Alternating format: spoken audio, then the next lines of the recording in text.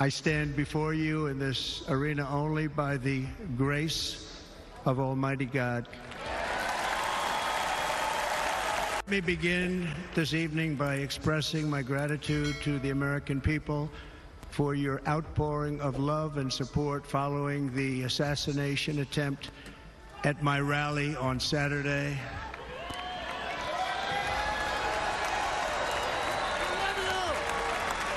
As you already know, the assassin's bullet came within a quarter of an inch of taking my life. So many people have asked me, what happened? Tell us what happened, please.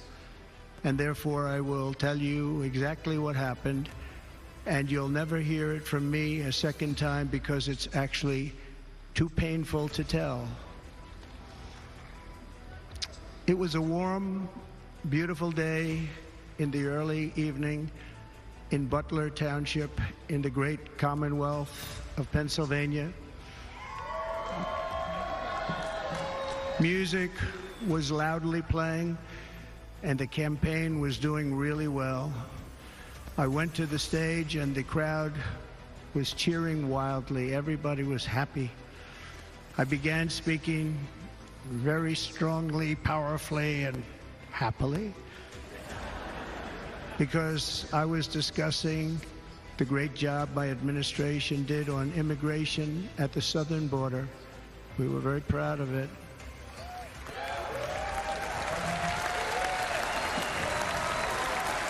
Behind me and to the right was a large screen that was displaying a chart of border crossings under my leadership. The numbers were absolutely amazing. In order to see the chart, I started to, like this, turn to my right and was ready to begin a little bit further turn, which I'm very lucky I didn't do, when I heard a loud whizzing sound and felt something hit me really, really hard on my right ear.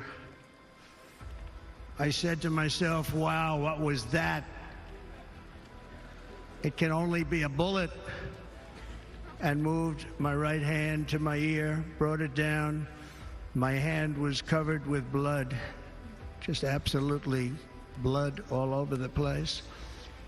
I immediately knew it was very serious, that we were under attack, and in one movement proceeded to drop to the ground. Bullets were continuing to fly as very brave Secret Service agents rushed to the stage, and they really did. They rushed to the stage.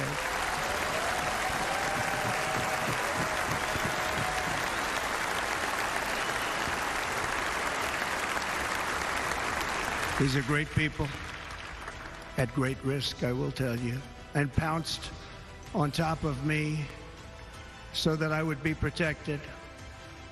There was blood pouring everywhere, and yet, in a certain way, I felt very safe because I had God on my side.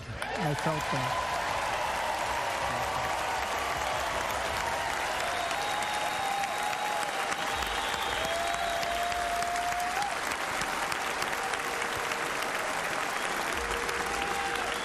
The amazing thing is that prior to the shot, if I had not moved my head at that very last instant, the assassin's bullet would have perfectly hit its mark, and I would not be here tonight. We would not be together.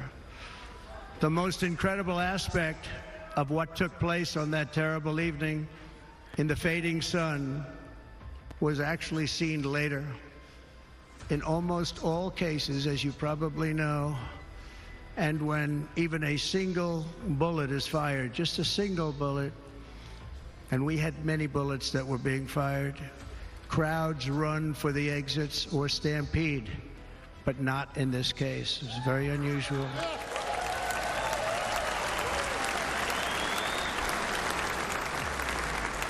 This massive crowd of tens of thousands of people stood by and didn't move an inch. In fact, many of them bravely but automatically stood up looking for where the sniper would be. They knew immediately it was a sniper, and then began pointing at him. You can see that if you look at the group behind me. That was just a small group compared to what was in front. Nobody ran, and by not stampeding, many lives were saved. But that isn't the reason that they didn't move. The reason is that they knew I was in very serious trouble. They saw it. They saw me go down. They saw the blood and thought, actually most did, that I was dead. They knew it was a shot to the head. They saw the blood. And there's an interesting statistic. The ears are the bloodiest part. If something happens with the ears, they bleed more than any other part of the body. For whatever reason, the doctors told me that. I said, why is there so much blood? He said, it's the ears. They bleed more. So we learned something, but they just, this beautiful crowd, they didn't want to leave me. They knew I was in trouble. They didn't want to leave me. And you can see that love written all over their faces. Incredible people. They're incredible people. Bullets were flying over us, yet I felt serene. But now the Secret Service agents were putting themselves in peril. They were in very dangerous territory. Bullets were flying right over them, missing them by a very small amount of inches. And then it all stopped.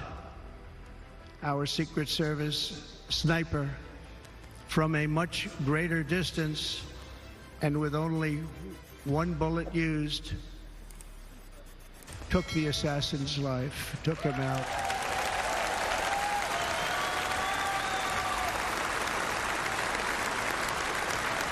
I'm not supposed to be here tonight. Not supposed to be here. Yes, you are.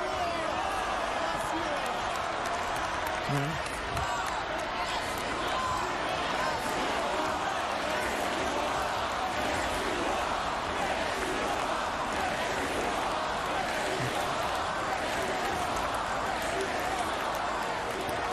Thank you. But I'm not.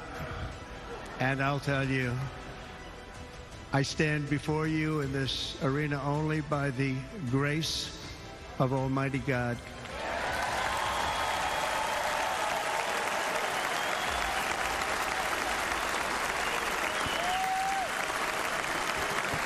In watching the reports over the last few days, many people say it was a providential moment. Probably was. When I rose, surrounded by Secret Service, the crowd was confused because they thought I was dead, and there was great, great sorrow. I could see that on their faces as I looked out. They didn't know I was looking out. They thought it was over, but I could see it, and I wanted to do something to let them know I was okay. I raised my right arm, looked at the thousands and thousands of people that were breathlessly waiting, and started shouting, "Fight, fight, fight."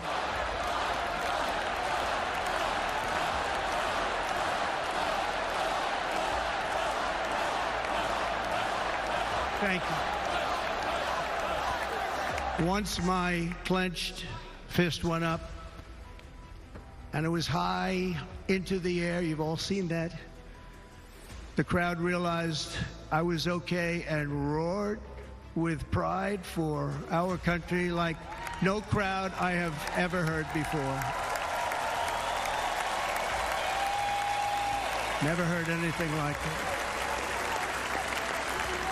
For the rest of my life, I will be grateful for the love shown by that giant audience of patriots that stood bravely on that fateful evening in Pennsylvania. Tragically, the shooter claimed the life of one of our fellow Americans, Corey Comparator. Unbelievable person, everybody tells me. Unbelievable. And seriously wounded, two other great warriors. Spoke to them today. David Dutch and James Copenhaver, two great people. I also spoke to all three families of these tremendous people. Our love and prayers are with them, and always will be. We're never going to forget them. They came for a great rally. They were serious Trumpsters, I want to tell you. They were serious Trumpsters, and still are. But Corey, unfortunately, we have to use the past tense. He was incredible. He was a highly respected former fire chief, respected by everybody. Was accompanied by his wife, Helen, incredible woman. I spoke to her today, devastated, and two precious daughters. He lost his life selflessly, acting as a human shield to protect them from flying bullets. He went right over the top of them and was hit. What a fine man he was.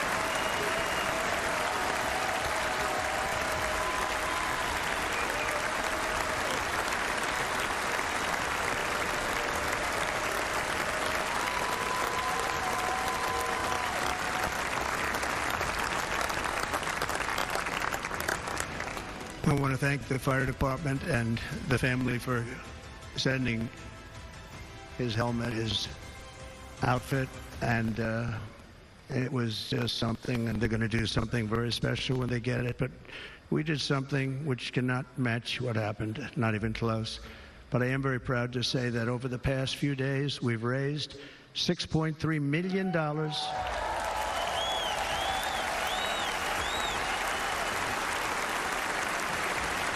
for the families of David, James, and Corey, including from a friend of mine just called up. He sent me a check right here. I just got it. $1 million from Dan Newland. Thank you, Dan. And again, when speaking to the family, I told them, I said, well, I'm going to be sending you a lot of money, but it can't compensate. They all said the same thing. You're right, sir. We appreciate so much what you're doing, but nothing can take the place in the case of Corey. And the other two, by the way, they were very, very seriously injured, but now they're doing very well. They're going to be okay.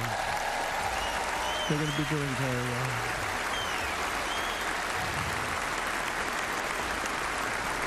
They're warriors. So now I ask that we observe a moment of silence in honor of our friend Corey.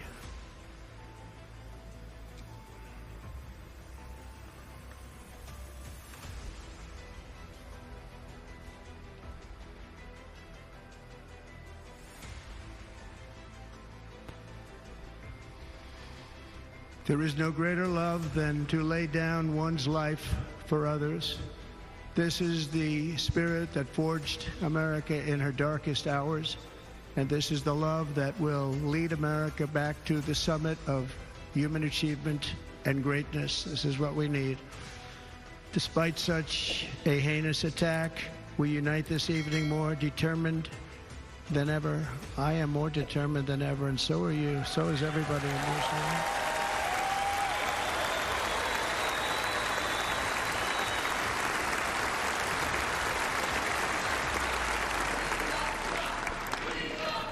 Thank you. Thank you very much.